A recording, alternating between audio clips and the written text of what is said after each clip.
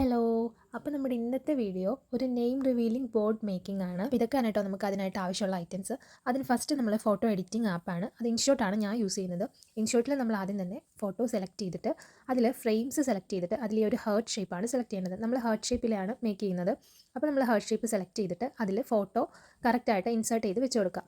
അത് കഴിഞ്ഞിട്ട് നമ്മൾ ടെക്സ്റ്റ് ഓപ്ഷൻ എടുത്തിട്ട് ഇതുപോലെ ഒന്ന് എഡിറ്റ് ചെയ്ത് കൊടുക്കുക. ടെക്സ്റ്റ് കളേഴ്സൊക്കെ നമുക്ക് ഇഷ്ടമുള്ള കളർ കൊടുത്തിട്ട് അത് എക്സ്പോർട്ട് ചെയ്ത് സേവ് ചെയ്തെടുക്കാം. നെക്സ്റ്റ് അത് പ്രിൻ്റ് എടുക്കുകയാണ്. ഞാനത് പോസ്റ്റർ പ്രിൻ്റാണ് എടുത്തേക്കുന്നത്. പോസ്റ്ററിൽ തന്നെ നമുക്ക് സ്റ്റിക്കറുണ്ട്, സ്റ്റിക്കർ അല്ലാത്തതുണ്ട്. ഞാനിപ്പോൾ സ്റ്റിക്കർ പ്രിൻ്റാണ് എടുത്തിട്ടുള്ളത്. പിന്നെ നമുക്ക് വേണ്ടത് അത് 4mm തിക്നെസ് ഉള്ള ഫോം ബോർഡാണ് ഞാൻ എടുത്തിട്ടുള്ളത്. 2 ഫോം ബോർഡ് എടുത്തിട്ടുണ്ട്. നമ്മൾ പ്രിൻ്റ് എടുത്തത് കുറച്ച് വലുതായി പോയിട്ടുണ്ട്. നമ്മൾ 2:2 പ്രിൻ്റ് എടുക്കാൻ പറഞ്ഞിട്ടുണ്ടായിരുന്നത്, പക്ഷേ 2:30 എടുത്ത് വന്നിട്ടുള്ളത്. എന്തോ മിസ്റ്റേക്ക് പറ്റി എടുത്താണ് കേട്ടോ. അങ്ങനെ എന്തായാലും നമുക്ക് രണ്ടാമത് പ്രിൻ്റ് എടുക്കാൻ പോകാൻ ടൈം ഇല്ലാത്തതുകൊണ്ട് ഇത് വെച്ച് എങ്ങനെ അഡ്ജസ്റ്റ് ചെയ്യാമെന്നാണ് ഞാൻ നോക്കുന്നത്. ഇതിപ്പോൾ ഒരു ഫോം ബോർഡിൽ നമുക്കിത് സ്റ്റിക്ക് ചെയ്ത് വെക്കാൻ പറ്റില്ല. അതിൻ്റെ ഹാഫ് പോർഷന് താഴെ കിടക്കുകയാണ്. അപ്പോൾ അതിന് വേണ്ടിയിട്ട് ഞാൻ ഒരു ഫോം ബോർഡ് കൂടെ അത് ഇതുപോലെ ഒന്ന് ചേർത്ത് ഒട്ടിച്ചു കൊടുക്കുന്നുണ്ട്.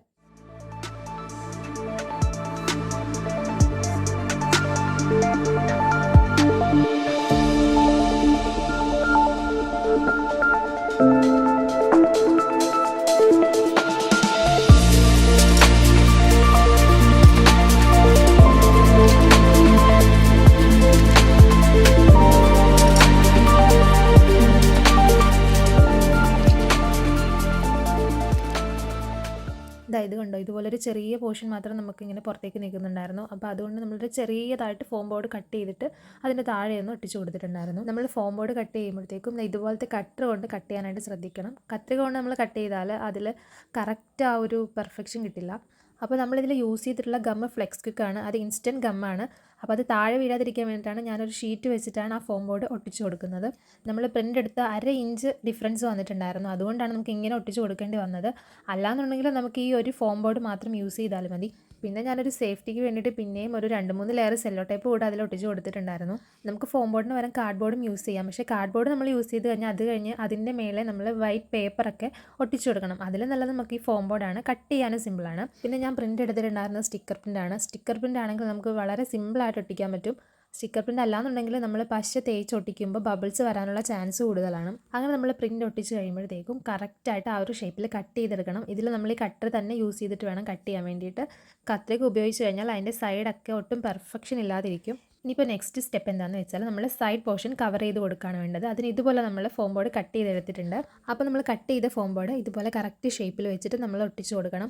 പിന്നെ ഫോം ബോർഡിൻ്റെ ഒരു പ്രത്യേകത എന്താണെന്ന് വെച്ചാൽ അതിൻ്റെ ഒരു സൈഡ് ഇതുപോലെ ഫ്ലെക്സിബിളായിട്ട് നമുക്ക് വളക്കാനും തിരിക്കാനൊക്കെ പറ്റും. പക്ഷേ അതിൻ്റെ അപ്പുറത്തെ സൈഡെന്ന് പറഞ്ഞാൽ വളച്ച് കഴിഞ്ഞാൽ പെട്ടെന്ന് ഒടിഞ്ഞു പോകും. അപ്പോൾ കറക്റ്റ് സൈഡ് അറിഞ്ഞില്ല എന്നുണ്ടെങ്കിൽ നമ്മൾ തിരിച്ചു വെക്കുകയാണെന്നുണ്ടെങ്കിൽ അത് പെട്ടെന്ന് ഒടിഞ്ഞു പോകും. ഇനി നമ്മൾ എന്താ ചെയ്യുന്നതെന്ന് വെച്ചാൽ ആ താഴത്തെ ഭാഗത്ത് നമ്മളൊരു സ്ക്വയർ ഷേപ്പിൽ കട്ട് ചെയ്ത് കൊടുക്കുകയാണ്.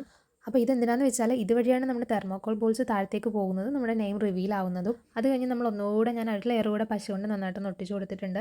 ഇനി നെക്സ്റ്റ് സ്റ്റെപ്പ് നമ്മളിത് കവർ ചെയ്യാന്നുള്ളതാണ്. ഞാനിവിടെ ക്ലിംഗ് റാപ്പാണ് യൂസ് ചെയ്തിട്ടുള്ളത്. ട്രാൻസ്പെറൻറ്റ് ഷീറ്റാണ് കുറച്ചുകൂടെ നല്ലത്. നമുക്കിവിടെ ക്ലിംഗ് റാപ്പാണ് അവൈലബിൾ ആയിട്ടുണ്ടായിരുന്നത്. അപ്പോൾ നമ്മൾ അതാണ് യൂസ് ചെയ്തത്. ട്രാൻസ്പെറൻറ്റ് ഷീറ്റാണെങ്കിൽ നമുക്ക് കുറച്ചുകൂടെ വേഗത്തിൽ ഒട്ടിക്കാൻ പറ്റും. ഇതാണെങ്കിൽ നമ്മളിങ്ങനെ ഇതുപോലെ നന്നായിട്ടൊന്ന് ടൈറ്റായിട്ട് ചുറ്റി കൊടുക്കേണ്ടി വരും. പിന്നെ സെല്ലോ ടേപ്പ് വെച്ചായിട്ട് നമ്മളത് ഒട്ടിച്ച് വെച്ചിട്ടുണ്ടായിരുന്നത്. അപ്പോൾ ഇത് കഴിഞ്ഞ് നമ്മൾ ആ താഴെ ഭാഗത്ത് ഓപ്പൺ ചെയ്ത് വെച്ചിരിക്കുന്ന ഭാഗമുണ്ടല്ലോ, അവിടെ കൂടെയാണ് നമ്മൾ തെർമോക്കോൾ ബോൾസ് നിറച്ച് കൊടുക്കേണ്ടത്.